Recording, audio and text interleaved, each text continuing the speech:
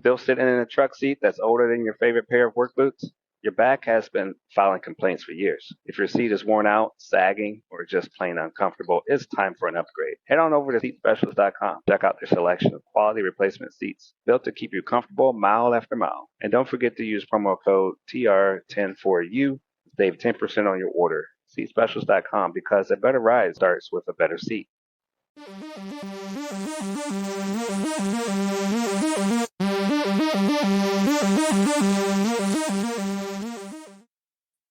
Welcome back to That's Delivered, where stories on the road meet innovation, mindset, and real opportunity.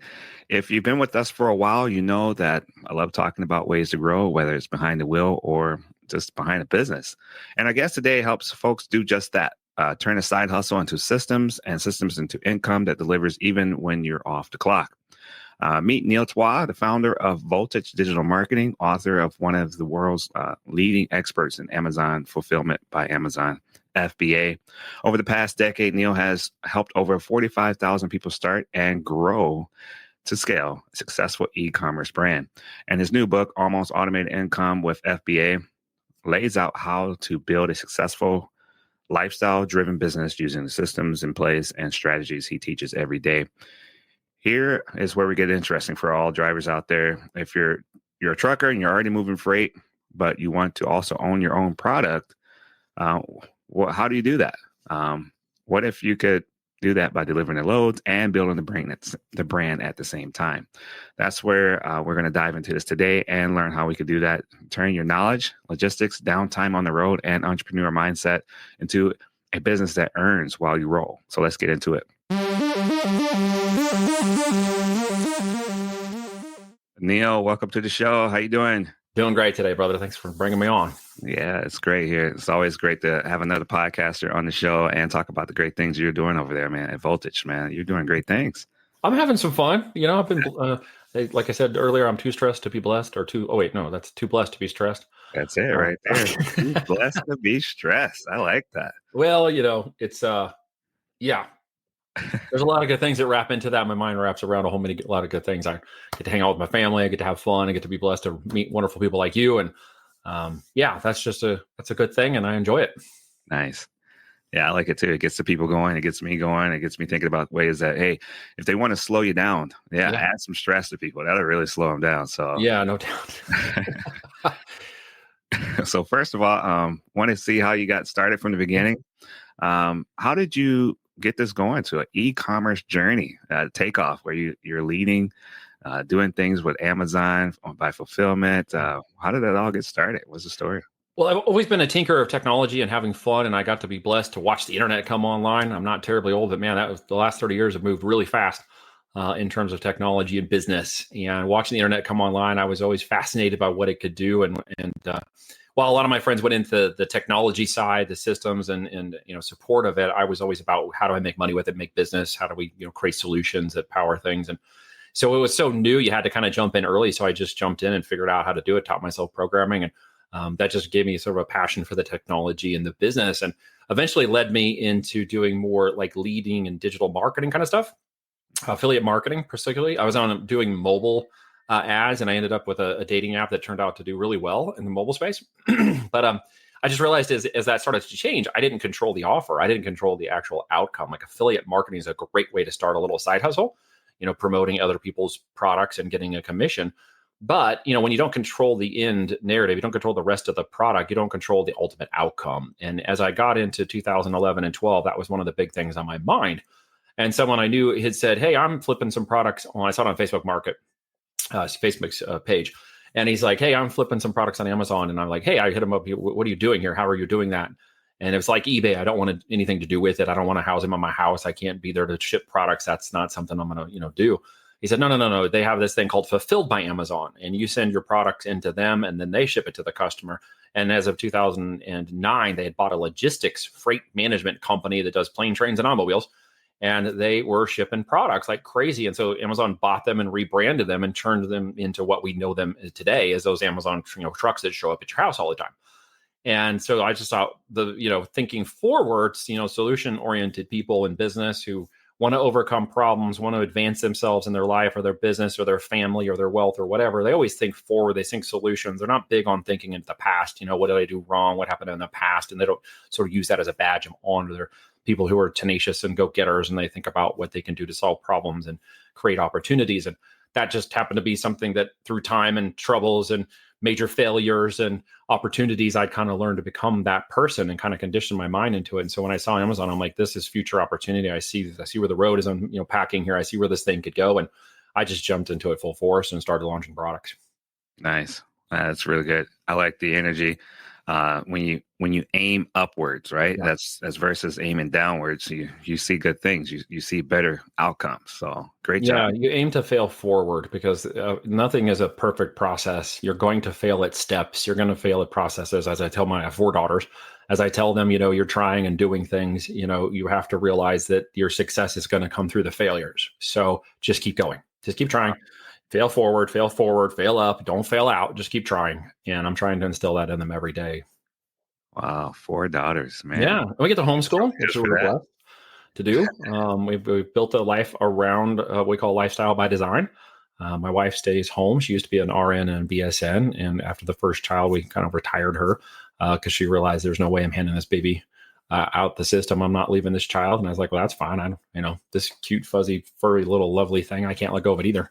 So we'll figure it out. So we just made a choice when we were first married to do that. Beautiful. Yeah. That's a good decision. And then can you break down what it means to almost automate income? Why is that idea such a game changer? Well, at the end of the day, they created all these systems. There's technology, there's infrastructure. The platform we're riding on was an innovation of an entrepreneur who built a business around this platform. And so, Amazon had an entrepreneurial feel to it.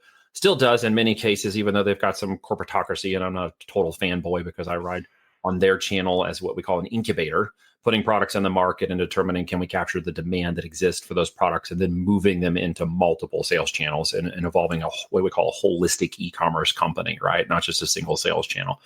And so as I was, learning how to do that, one of the biggest components we discovered was the process by which we determine a product has upside potential, can sell and sell well, and has a decently long life cycle to it, right? And part of that process of not flipping the products was realizing we needed to create brands. If we married the brands and not our product, and every product we sent to market was an opportunity to find out if the market wanted it from us. Not smart enough to tell the market what it wants, but smart enough to understand what the market needs and wants and try to prepare something for the market. And they'll buy it from us instead of somebody else.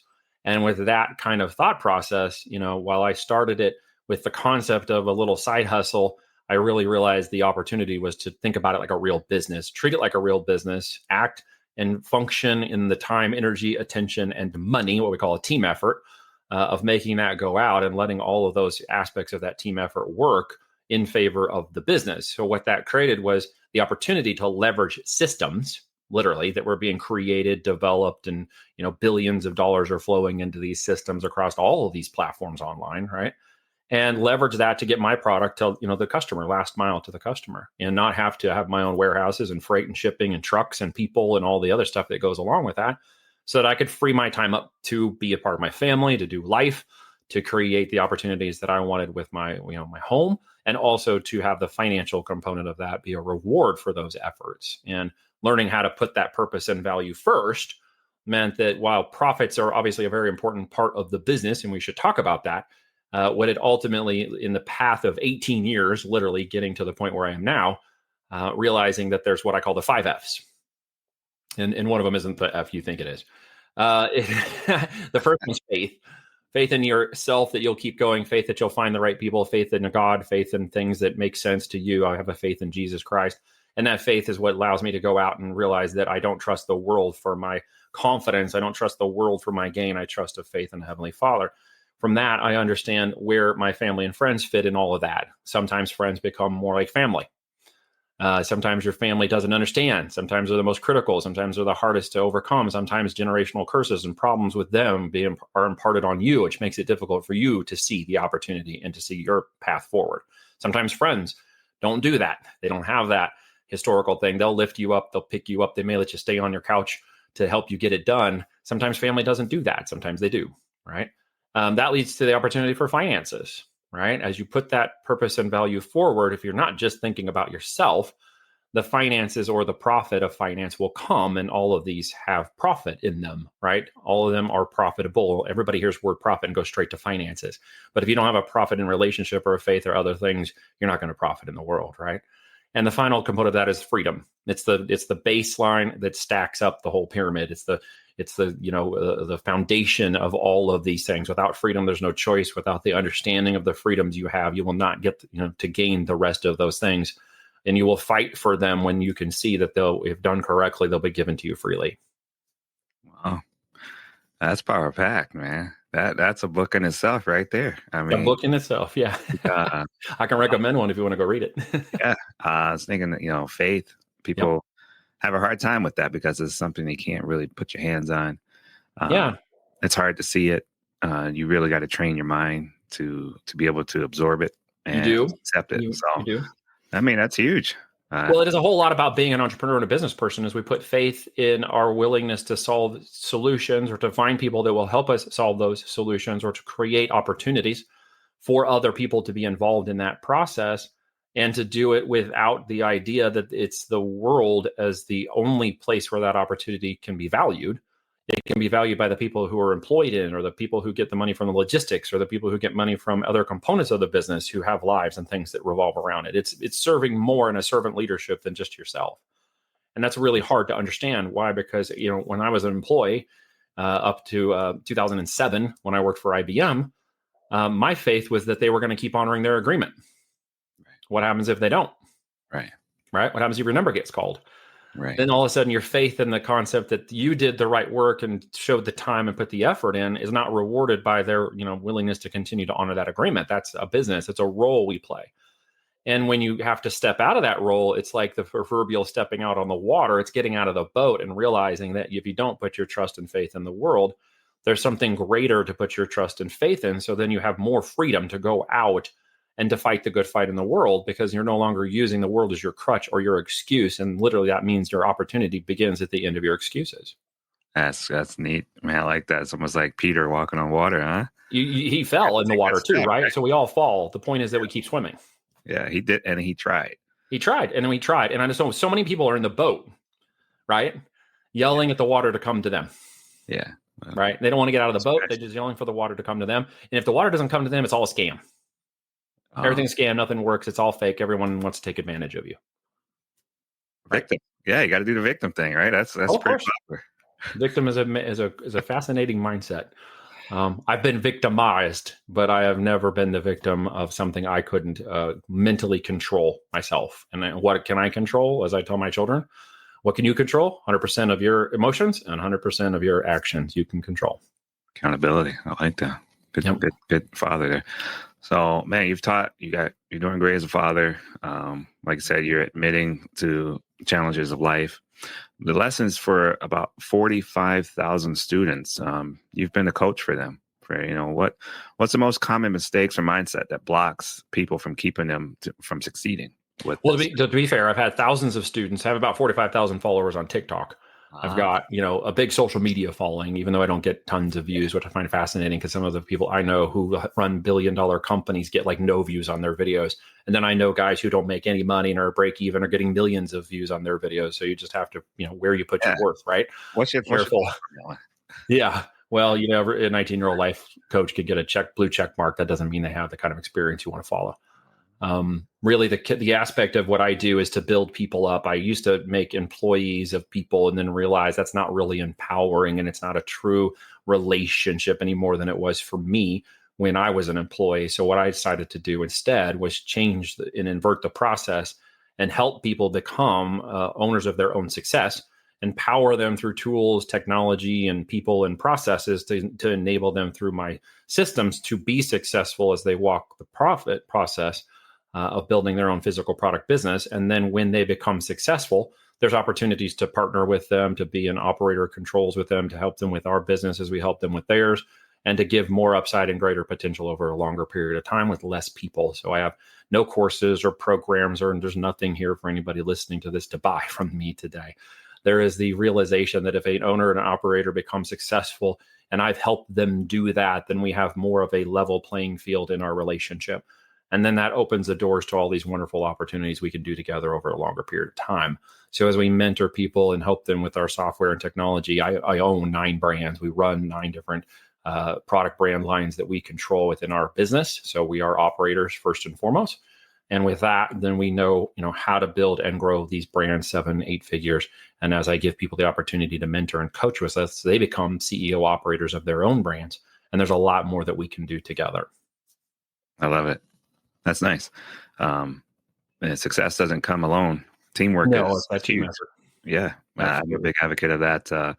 When we work together cohesively, we can accomplish so much more. Absolutely. It's a win-win in that way. Yeah. And I have what's called a first right of refusal for everybody who works with me, that when their business is 4 and 5 years out, and borrowing a term from real estate, we have a gentleman's agreement that if their company is ready for an exit and meets the buy box criteria, then my company will look to acquire them. And I'm part of a company called Patriot Growth Capital. And that is a veteran-backed, veteran-funded, veteran-organized, veteran-operated business that helped 16,000 veterans last year. You can check them out at patriotgrowthcapital.com. If you're a veteran, you should. They're empowering families and veterans forward. And as part of our initiative to buy companies and bring them under the control of our brand, then we are employing veterans into that. Certain veterans who have an opportunity and proficiency to become a CEO operator after 10,000 hours of proficiency in about 4 to 5 years, they have an opportunity to buy the company away from us, giving them a generational lift up. And we have a line item in our business to give them the capital down payment necessary to acquire that after 5 years. Beautiful. Beautiful. Great work there. So you're not just selling stuff online, you're actually building a brand. I like that. Building businesses. What's that? Yep. Building businesses that are brand driven. That's right. Yeah. Perfect. And there's one strategy that listing tweaks or that makes a business impact early on. What would you say is the best strategy to go about that when they kind of get? Yeah. Well, honestly, the most successful companies that we run or have ran, and based on the ones that we watched weren't successful, usually come down to the aptitude of the operator. If they see things kind of future oriented and solution driven, like this is a problem I'm going to solve. This is a normal aspect of business problem solving, is looking for opportunities to create value, to create a difference in the product or the brand. If they intrinsically kind of look more positively on the aspects of output, then they are typically more successful in building their business. If there's someone who typically laments about current situations or past situations, and you hear them lament and talk about those more, they're typically more in the past. Therefore, they're not future success oriented.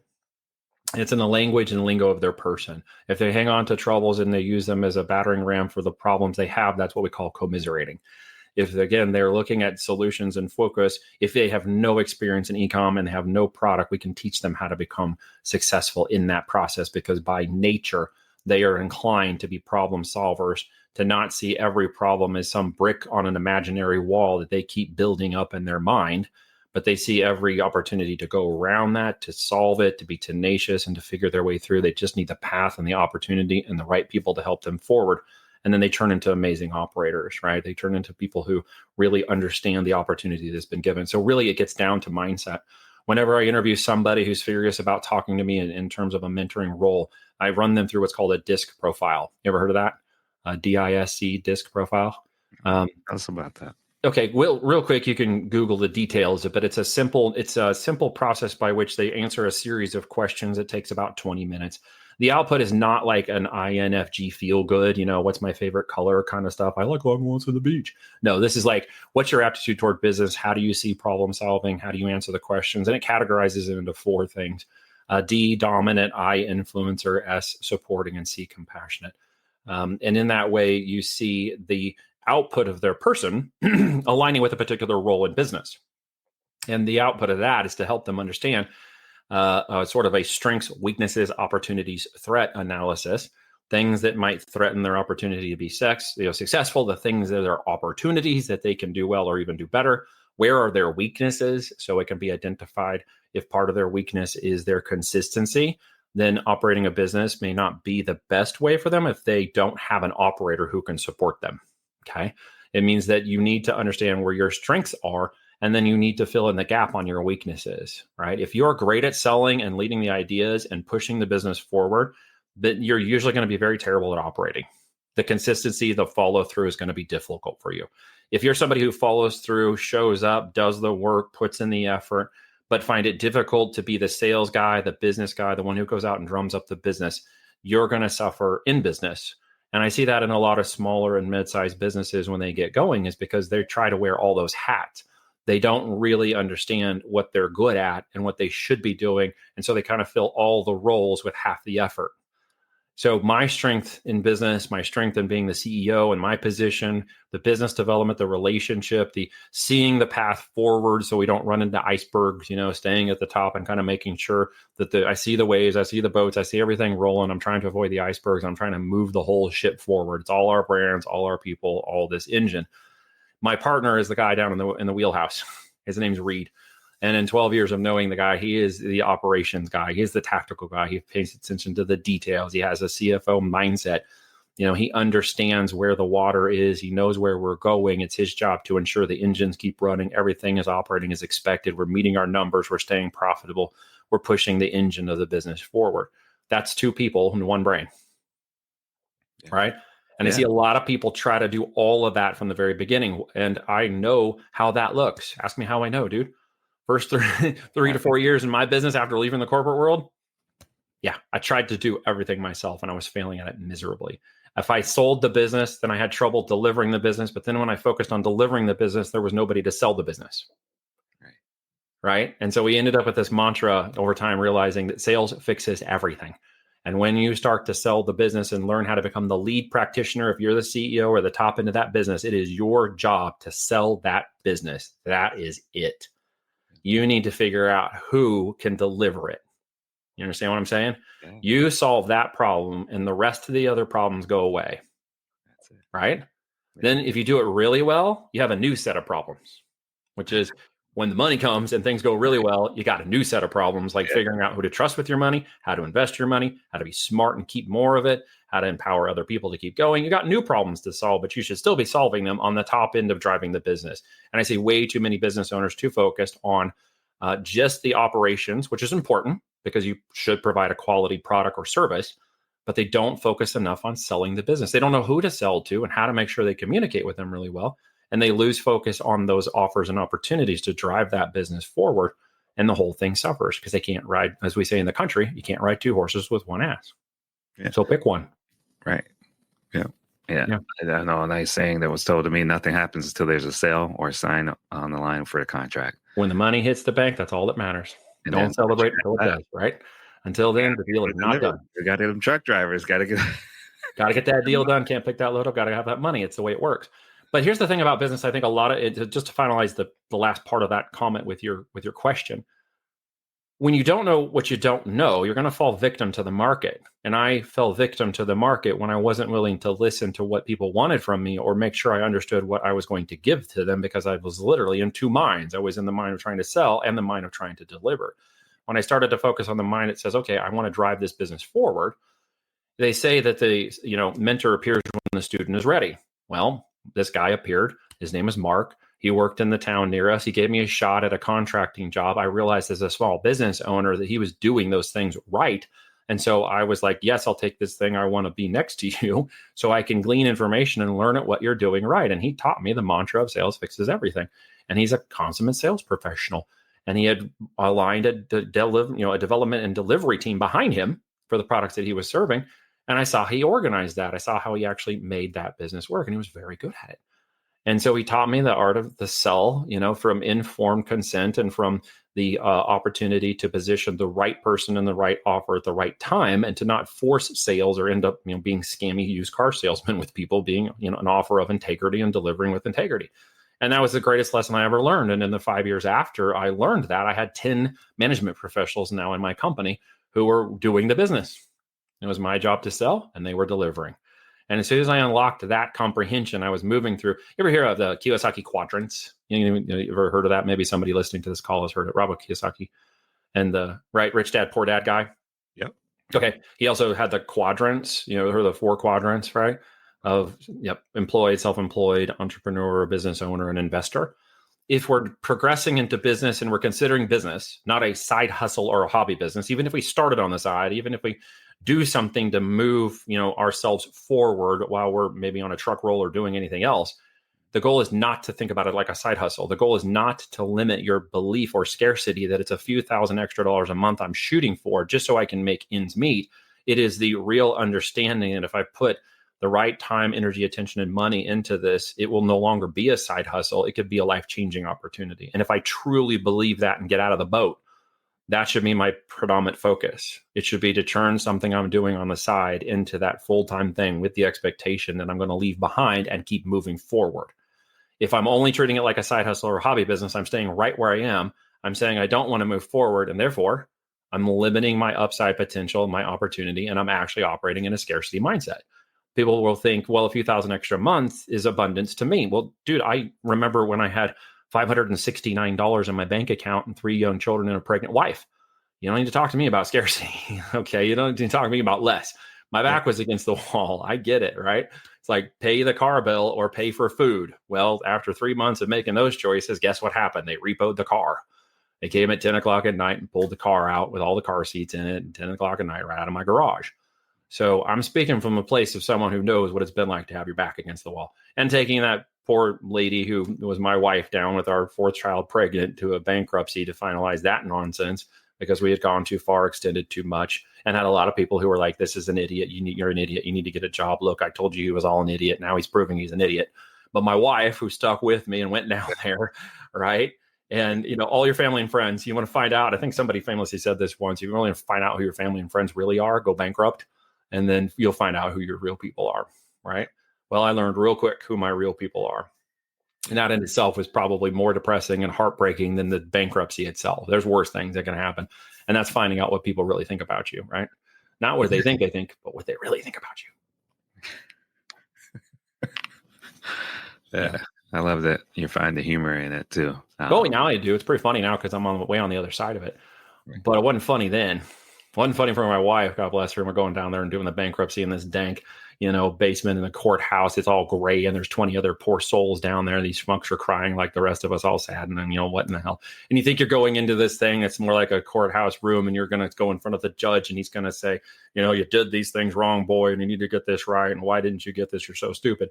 But in actuality, we went into a conference room where there were 20 tables, 20 folding tables, all divided with 20 judges all lined up, and you got a number. And you walked in and they signed you a number to a table with a guy who looked at your folder who was supposed to judge your entire life in 20 minutes.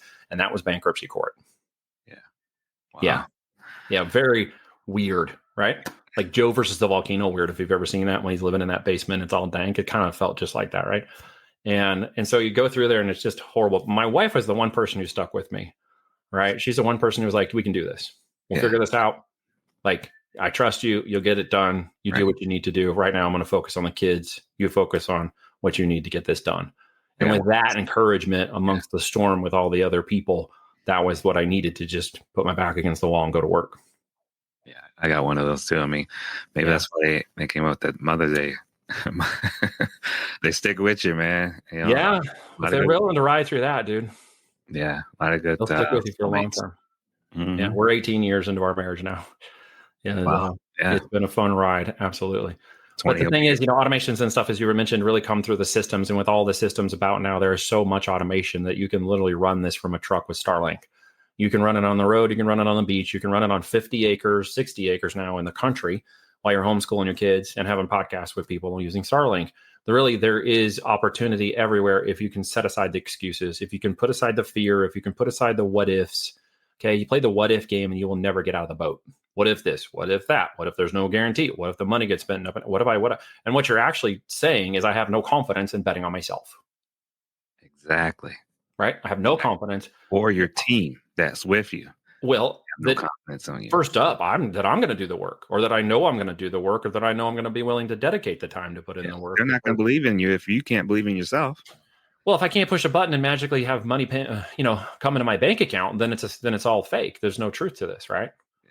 I used to have to go. Here's a funny story. I used to go out and when I was in college, one of the things I learned about how I didn't want to do this anymore was I went out and I was working in the winter in Sioux City, Iowa, up into South Dakota there. And I'll tell you what, that is cold like you have never felt before. We had to quit 2 mornings. We had to quit. We were doing installation of speaker wire in new homes, and we were building sound systems in these homes. And we'd have to go out, and when it was all framed up, then you would go in and do all this stuff before they laid the sheetrock and all the other stuff. And I was working for this little place called Flans Electronics, and really cool owners.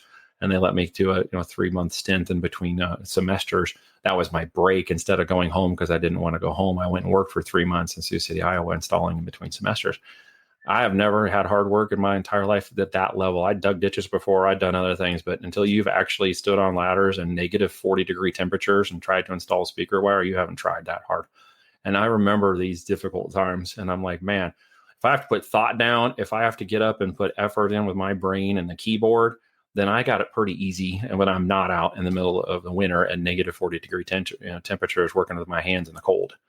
And I think everybody forgets that there is so much opportunity out there that they use these kinds of excuses to say they can't. They play that what if game again, right? What if? Well, you're going to what if yourself to death and never actually know because you didn't try. But things are much harder than finding a product to sell on the internet, right? So literally they get down to mental roadblocks at the end of the day because all the systems, automations, AI, technologies, people will deliver the products for you. Oh my goodness. How rough is that, right? Yeah. The systems and technology of the internet are all online now. We all get it. I think what most people struggle with is like, what's the process? Because it can feel a little overwhelming. It can be a lot of analysis paralysis that kicks in when the opportunity is there. I found mine in physical products. I was doing digital, and it just made sense to connect the physical side to it. So I see it. When I put money in it, I had a product. And a lot of people get caught up in the digital because, well, there's not really a tacit response, a tactile aspect to it. There is nothing. Now I can pick up a product and I've got it in my hands. That makes a lot of sense to me. Mm-hmm. Yeah, that's why I think truckers are built for this. Our listeners out there spend hours on the road. They understand routes, supply chain, and timing, and so they kind of know a lot of that background. Well, they probably have a lot of product ideas, right, that are already flowing. Literally, if you bought anything on Amazon in the last 90 days, there's a product you can sell. The criteria by which we sell is to make sure it's profitable. So we don't sell the product that has a retail price point lower than $50. And we need to make sure it has more than $12 in net profit per unit. Why? Because of Amazon fees, platform fees, marketing fees, the cost of the product itself. You have to stack those on the cost of goods so you know what your net profit's going to be. And then you have to do it in such a way where you can market and outmaneuver your competition. Then if other things happen like, trade wars and nonsense with countries, let's just call it that. I don't want you to get a content strike if you put this on YouTube because right now they don't like the T word. The two T words, the heir of the forever's T word and the other rump T word. They don't like those. But the fact is it's happening anyways. And here's the thing, right? That is just a cost of business. If your products and business can't handle it and you're operating so razor thin because you're providing low value, razor thin product margins to your consumers, there's your opportunity, right? Level up that brand, choose a product that's $50 to $500 in retail price point. Make sure that is a great product, but make sure that it's in demand. That's the number one thing we work on. Make sure it's in demand, and then make sure you create a great product. And then just don't marry the product. Create a brand instead. Brands live on for so long, even if you're not attached to it, dude. Like, do you smoke? No. Okay. If I said the word Lucky Strikes, do you know that brand? Unfortunately, yes. Yeah. Okay. Marlboro. You still don't smoke, right? No. Okay. Do you understand the power of branding, even though you're not a consumer of it? Look at that. Right. Can you tell me all the different variations of the products of those businesses? No. Right. But you know the brand. Yeah. Brands live forever and products don't. So we have to remember not to marry our product because there are plenty of girlfriends to steal.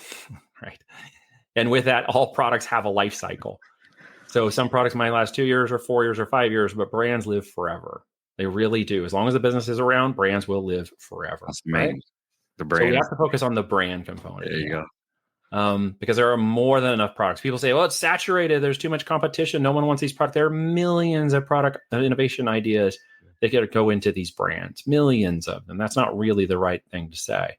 It's just it's a knowledgeable issue you don't know about, right? To not realize how many there are. Everybody is an innovator. There's only 1% of people who actually invent. right? 99% of product opportunities are innovations. They all are. So there's plenty of innovations out there and Yeah. all kinds of products and opportunities. You just have to know how to get to that traffic. And that's why I take new people who are aspiring entrepreneurs into Amazon first. Why? 7,000 units a minute are moving 24/7. So when you're when you're rolling a truck, when you're sleeping in the cab, when you're at home, when you're on the road, when you're doing anything, those products are selling for you 24/7, right? You're making money when you sleep. That's the ultimate objective, right?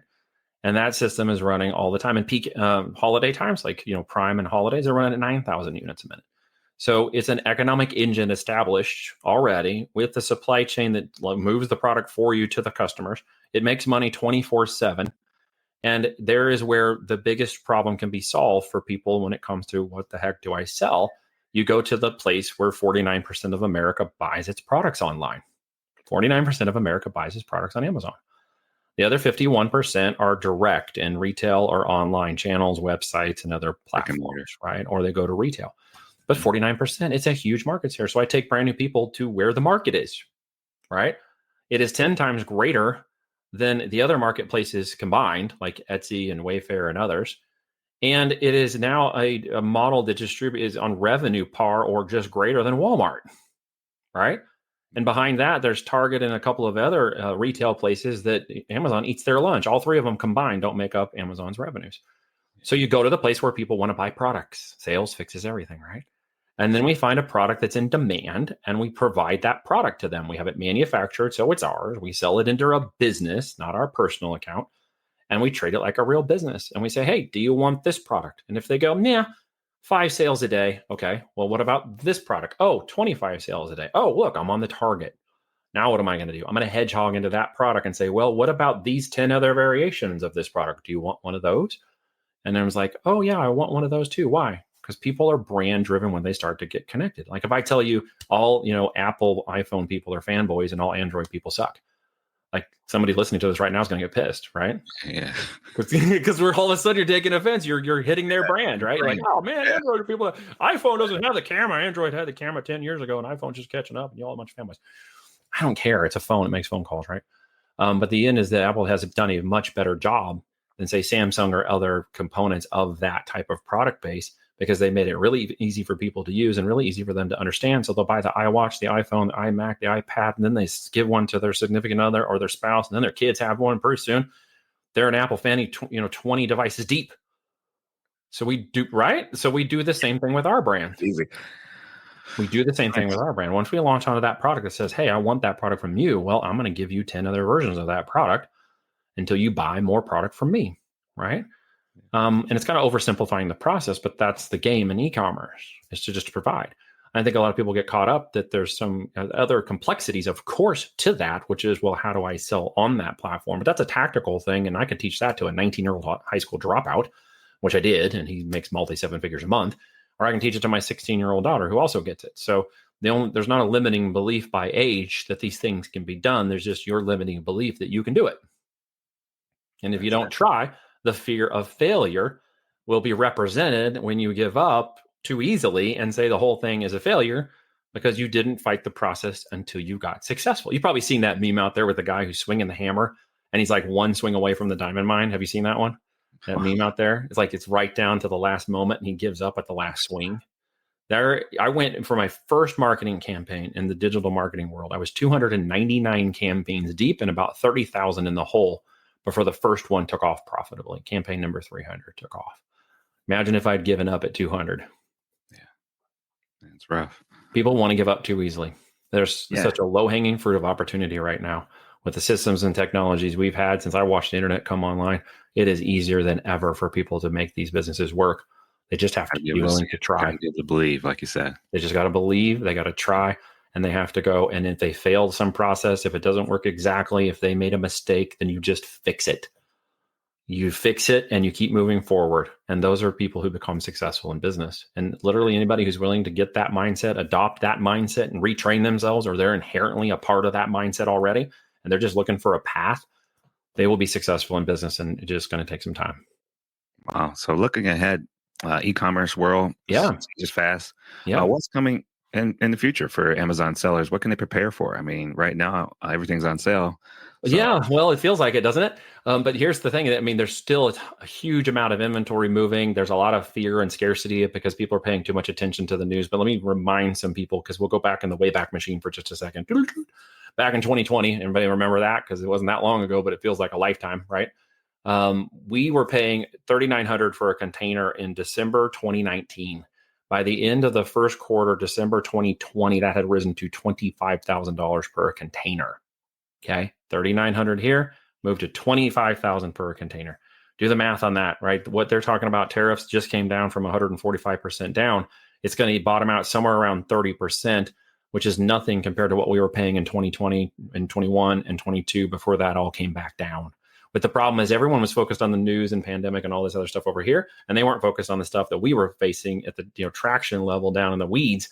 And now that no one has any of that, and all they're doing is focus on the media and being all polarized and politicized and watching too much freaking MSN, they're all like, "Oh, my products from China. I can't get my slave labor to make my products anymore. What am I going to do?" Like they're freaking out. Like, come on, people, pull it together. The end result is that it was never more expensive, and there are like 53 ships on their way into Los Angeles right now. So there is no real degradation of product. You haven't seen it disappear from the markets. It probably won't. So it's all going to right size. It's just a big hullabaloo, which is actually going to give us opportunity to onshore more product creation, maximize our ability to do economic trade and bartering. The table right now is set so that China becomes somebody we can move all of our products into, which we've never been able to do. This has always been a one-way street. The European Union, others are all capitulating as well very quickly. So we're going to start sending products into that. So not only will we have the United States, we're about to have 10 countries open up to us, where we can make real money moving product into those countries. Never seen that before. There is a generational wealth moment occurring right now that you can see tactically from my vantage point that most people can't see. So we're bullish. We're moving millions of dollars of product into the market by the fourth quarter. We are buying companies that are product heavy and ready to go to market. We got our first letter of intent on one right now, and we are being bullish. And those who are paying attention, coming along with the ride, my internal client base, they're doing the same thing because that rubber band is pulling back and it's going to snap. And when it does, we're going to see a generational change opportunity like no one has seen in this country before. And I'm here for it, man. Let's go. that's amazing. I love the opportunity and the way you talk about it, the way you spread that joy. I mean, that's amazing. It's contagious. I think a lot of people need to pick up on that if they can versus the negative, because like I said, it's going to slow them down. Yeah. If you think there's no product opportunities, you're not paying attention. If you think it's too costly for people to buy, the average purchase price on Amazon right now is $69. Okay. If you think that it has slowed down economically, it has not. What's usually happening is money shifts. It's like a river. It flows as a current. It moves and changes directions. And sometimes it feels closer to you in life, and sometimes it feels farther away. And sometimes in business, you see it, you have to move and shake, you have to change things up, and the money just flows like a river. And right now, the river is changing course. It is starting to go a different direction for those who are willing to take the risk to get out there and start a business, maybe even in the physical product business world. The slingshot ramifications of this are going to be huge. One of our clients started a business in the middle of that whole thing in 2020. It took him about 9 months longer to get to market than would normally occur, but he stuck it out because he saw the opportunity. 5 years later, it's a $15 million a year business. All right. He rode that slingshot up the backside when everybody else was too afraid to go into the market. He went into the market. His brand and many of our brands have all doubled and tripled and quadrupled and gone through the roof because we were willing to be bullish. And I see the exact same happening right now. So if you're on the fence about a product, an opportunity, a business, if you're thinking physical products and maybe starting your own e-commerce company, this is your window, folks. Even Bank of America and Forrester Research and the Department of Commerce have predicted there's about 21 trillion in assets that are coming online in the next 10 years. The swap is happening. It's happening in real time. The economic systems, the trade, the cryptocurrencies and utility currencies to power that industry are already coming online. There is huge wealth coming for those who are positioning themselves, taking some risks now to see this come in. And I would just, warn everybody to be cautious, of course, and to not risk money that's required to keep the car payments going or whatever is necessary so you can keep things rolling. Trust me when I say I know that. But to also not be so afraid that you don't take advantage of it. You're either going to be in it as a consumer, and that may be your choice, but you could also potentially be a producer and have even greater outcome. If you're willing to do something for 3 to 5 years that no one else is willing to do, then you can live like nobody else can after that. I love it, man. A lot of truckers out there, they're dependent on a company drivers, and for something that they could do that could grow and Yeah. create a better future for themselves instead of relying on a company that, like you said, you don't know when your time is up. You mentioned that about IBM. That So number gets called, man. you feel secure, you're getting that paycheck, and you're thinking everything's going to be okay. And Doing then one great. day it's All not. of a sudden, bam, number's called. Great. So I See you appreciate later. it. Yeah. Yeah. And one of them is, being a victim, and another one's being empowered. If you have a chance to start that thing, get your mind going, get that thing going, get it rolling. If something happens to you, you're going to feel empowered to just double down on what you're doing to see the results faster versus waiting for that moment to occur. And then it hits you like a ton of bricks, and then you go into panic mode and you start making bad decisions. It just happens. We've all been there. So I would just caution anybody listening today to, if you're thinking about making the effort, you better get going. Doesn't happen. It was so You don't good try. too. Like you said, Mm-hmm. listen to the right people. Yeah, get some help. It doesn't hurt to get help. I'll tell you what, there's a lot going on, and it makes it hard to make decisions these days if you don't have some experience or camaraderie around you. To build that network in the area you're focused on, and in whatever you're doing. If you want to run a side hustle that you think might be a business, if you're going to sell a software or do affiliate marketing or run physical products, whatever you're going to do, find the company, get in with whatever they're doing, listen and learn, because it's who you know that gets you in, and it's what you know that keeps you there. And if you're willing to put in the work, you get the right network and can change everything. Wow. Hey, you're saying all the right things. Neil, thank you so much. Everything you said is very insightful and also practical for many people out there listening. And, they're going to hear this and realize that they got the mindset that they just need to learn the method. And get out of the boat. Yeah. Get out of the freaking boat, man. Get out. Yeah. Test it out. Have some faith. Have some faith. Yeah. Those that want to learn more and grab your book, can you tell us a bit about Almost Automated Income with FBA? That's right now on Amazon. Well, I don't have an audiobook, so if you have a chance to grab one, don't drive and read, please. But there's a copy of it on Amazon if you feel comfortable grabbing it there. You can go to there's a link, I believe, called voltagedm.com/free book. And there's a code, I think, that will be given out, if I'm not mistaken, for 10 free copies of the book. Is that correct? Yeah. Yeah. So we're giving away 10 free copies. There'll be a code below. You guys go check it out if you want to be readers, or voltagedm.com to learn more about our strategies, who we're looking for as operators and owners. To take up that mantle and create a great business. And then maybe you get it to the position, it becomes a saleable asset, and we have a conversation about acquiring it.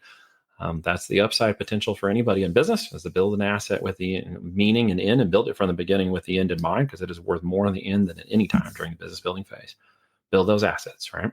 There you go. All right. So truckers out there, you guys are on the move, moving freight. Now it's time to own your brand too. So own the brand. If you're ready to build something that works while you roll, this is your sign. So thanks again, Neil. And until next time, keep rolling, keep growing, and keep delivering more than just freight. So absolutely. Are you a trucker looking for a safe and reliable place to park? Look no further than Truck Parking Club. With locations across the country, we've got the perfect spot waiting for you, whether it's daily or long-term parking. And right now, use promo code DELIVERED at checkout for an exclusive discount. Reserve your spot today at truckparkingclub.com and drive stress-free, knowing your parking is covered.